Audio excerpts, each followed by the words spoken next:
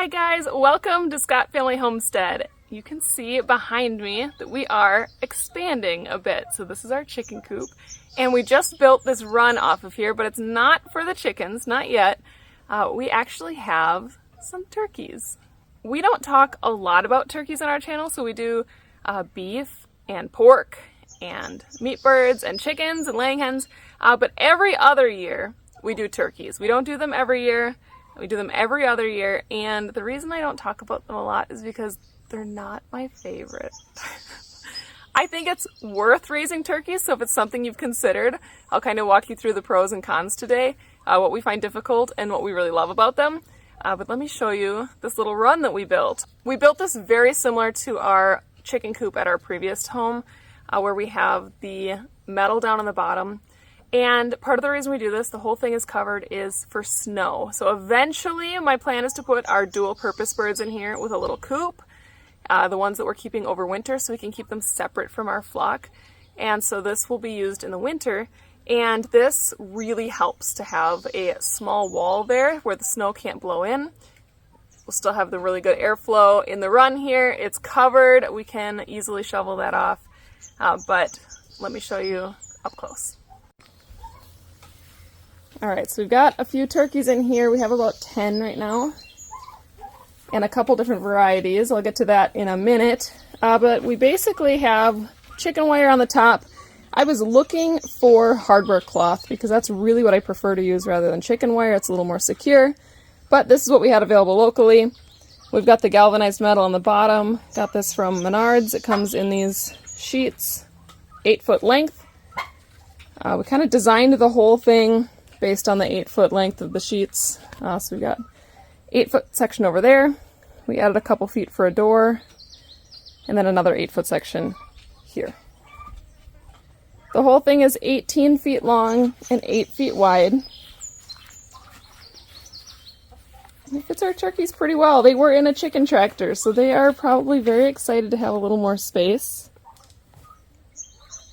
The back side lines up with the back of the coop. So we have this 2-foot gap back here as well. Instead of putting a door, we're going to put some PVC feeders. Basically, you put a long stretch of PVC pipe. You drill a circle hole through the bottom, and it kind of cups into their run or into their coop. You can fill this PVC feeder from the top, and it holds quite a bit of feed, so you don't have to feed as often. And they have little feeder cups down at the bottom. It'd be perfect for turkeys or chickens.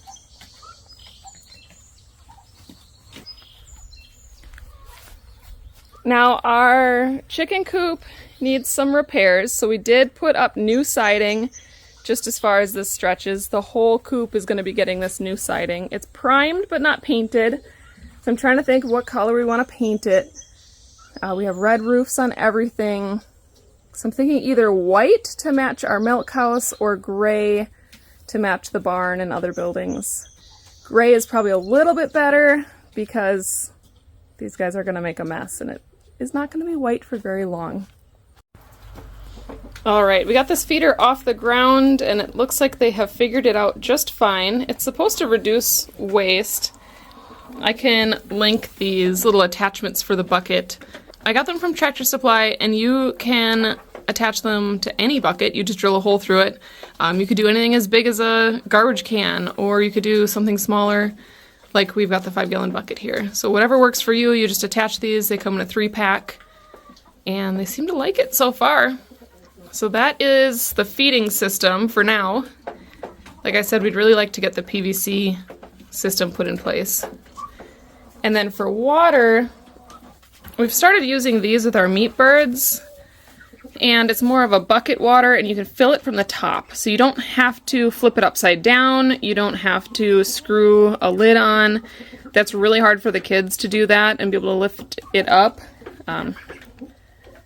Lots of dumped buckets and hurt feelings on that one. So we really like these. They have the little cups, and they just refill.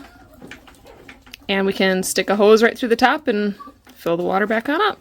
So With how big these birds get, I'm thinking we're gonna need a couple of those in here, but for now, this is our initial setup. So they just came in here today for the first time. So they're getting settled in, kind of learning how everything works. So far, so good. The other thing I want to get in here is some roosting bars installed, because whether we use this for turkeys or chickens, they love to roost. Like I said, these guys have been in a chicken tractor this whole time, so they haven't been able to get up and roost, and that's something they really want to do. So we do want to add that. I'm kind of debating if we want it on the side of the coop or if we want to put it on this back side over here, but we will get some roosts put in here for them. They really do like that. Once turkeys get to this point, they're really easy to care for. They grow really well. You can feed them wild game bird, or we also feed them meat bird feed. It has good protein in it for them. And they're pretty simplistic at this point. They like to show off. They have cute little noises. They are really fun to have on the homestead at this point. We have raised 2 different types. I should say 3, because this is our 3rd type. We've got the broad-breasted white. So those are the real big ones in here.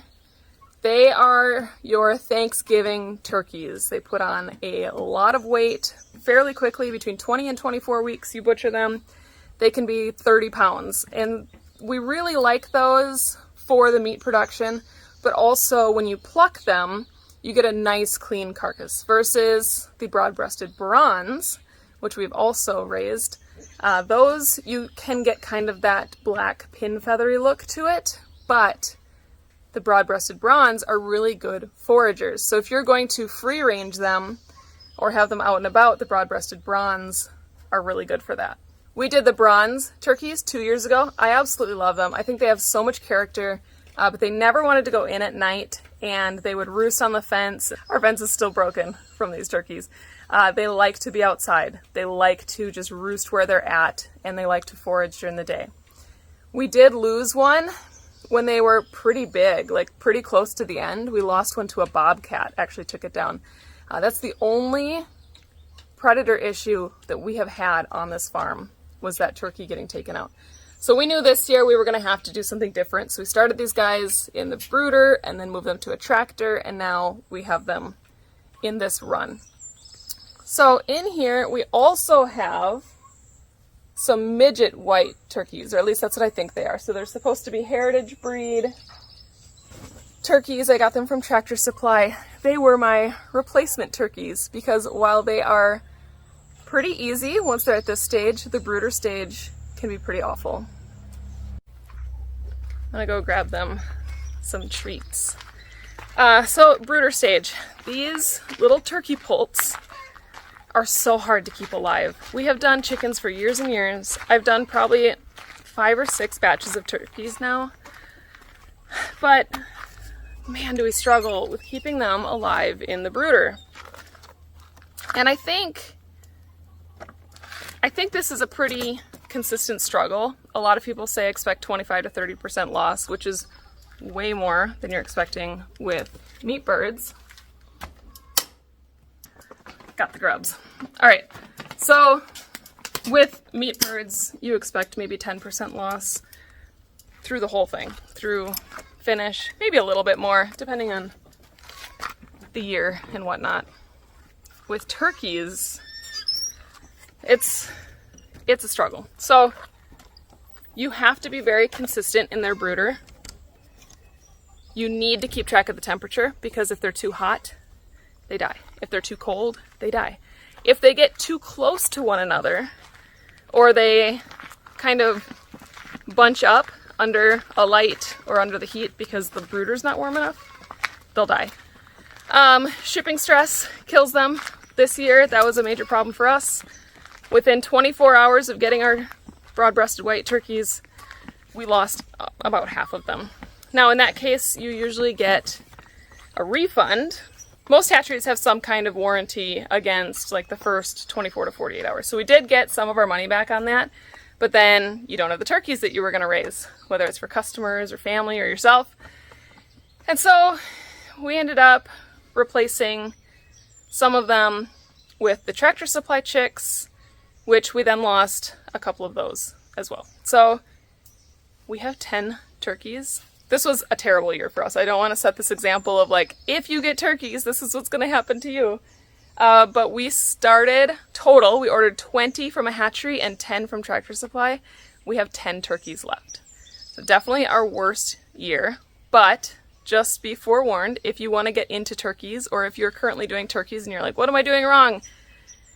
It is just something that happens. They are very, very finicky as babies.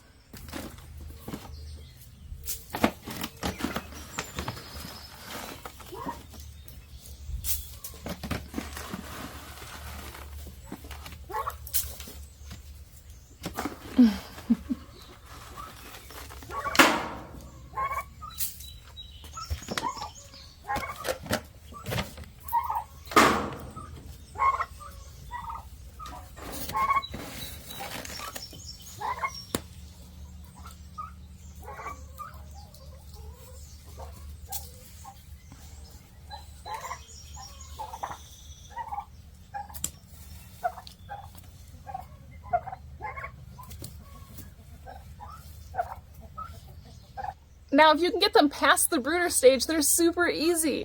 It's a really great way to raise protein. They put on a lot of weight, and they're kind of dual purpose for us. How we got into raising turkeys was because we didn't raise beef at the time.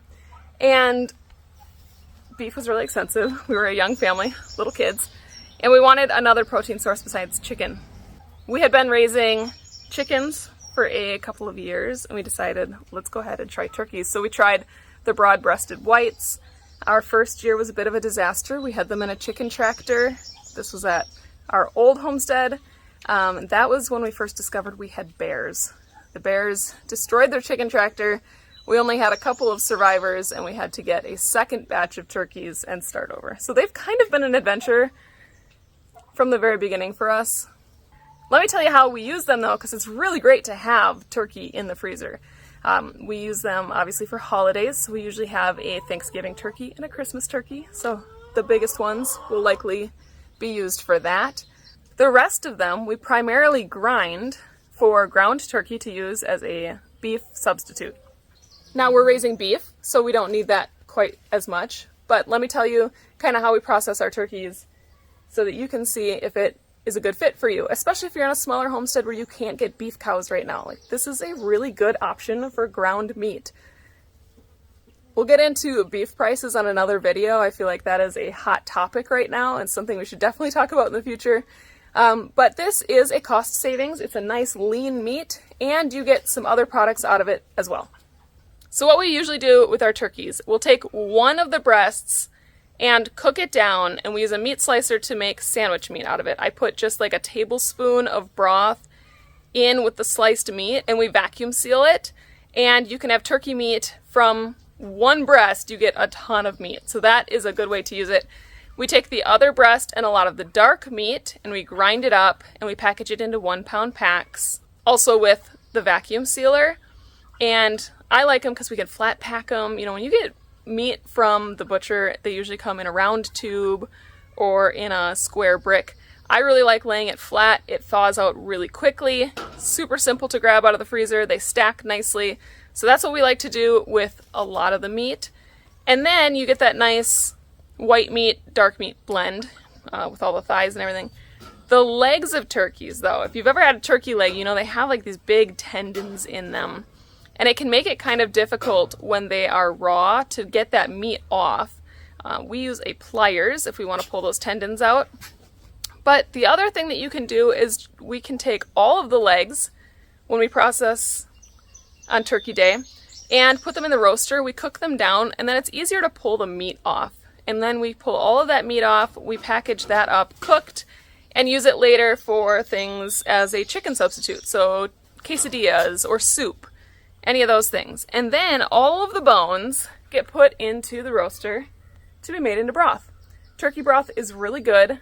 I find it to be slightly less flavorful than chicken broth, and so you want to add lots of veggies and scraps and herbs to it, but it does make a really good broth and a really good soup. So you can use just about every part of these turkeys. If you've been here for a while, you know with our chickens, and we will with these turkeys as well, we take the organ meats and freeze dry them. Then you can powder them, capsulate them, or use them as dog treats. So we use pretty much every part of these turkeys. I'm going to talk briefly about price of raising turkeys because I don't have exact numbers for you, but I can give you kind of an idea. So buying a turkey poult is going to be between $10 and $20 each. That's why when you start losing them in the brooder, it's like a hit every time. Like, oh my gosh, right off the bat, we're losing a lot of money. But they do dress out pretty well. And if you're selling your turkeys, people pay a premium for their holiday turkeys to be farm raised, especially if they're free ranged, especially if they have access to grass. These guys have been on grass up until this point in a chicken tractor. I'm hoping we can free range these guys a bit after they've gotten used to their enclosure and they'll come back at night.